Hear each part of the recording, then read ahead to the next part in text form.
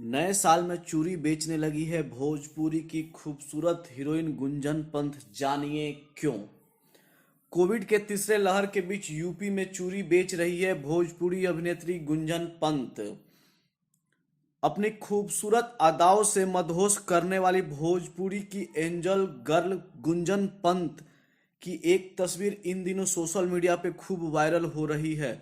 इस तस्वीर में गुंजन पंत चूड़ी बेचती नजर आ रही है। नए साल के आगमन और कोरोना के तीसरे लहर के बीच गुंजन पंत इस वायरल तस्वीर ने सबों को चौंका दिया है।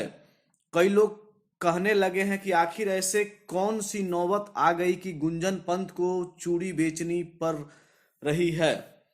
दरअसल गुंजन पंत की यह तस्वीर 2022 की उनकी पहली फिल्म जन्नी तेरी कहानी की सेट से है, जिसमें वे दामिनी की किरदार में नजर आ रही है। यह एक महिला प्रधान फिल्म है और यह बेटी पढ़ाओ बेटी बचाओ व लड़की हूं लड़ सकती हूं जैसी मुहिम की वाहक साबित होने वाली है। फिल्म में केंद्रीय किरदार में गुंजन पंत हैं, जिसके कई सेट्स फिल्म में लोगों को देखने को मिलेंगे। गुंजन की फिल्म जन्नी तेरी कहानी की शूटिंग इन दिनों यूपी के भदोही में चल रही है, जहां से उनकी चूड़ी बेचने वाली तस्वीर वायरल हुई है। इस फिल्म में गुंजन पंत के साथ राज यादव, कुणाल सिंह, सुशील सिंह, अयाज खान और संजीव सोनी जैसे दिग्गज कलाकार नजर आने वाले हैं। फिल्म की कहानी बेहद खूबसूरत है।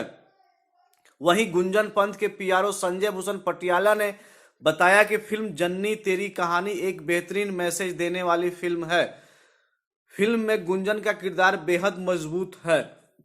वे इस मामले में खुद को खुशनसीब भी मानती है कि फिल्म से लेकर टीवी तक हर तरफ उनका किरदार स्ट्रांग होगा।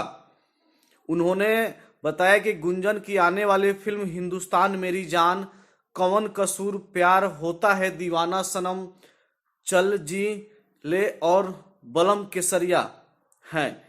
इसके अलावा 2022 में वो काफी बिजी रहने वाली हैं।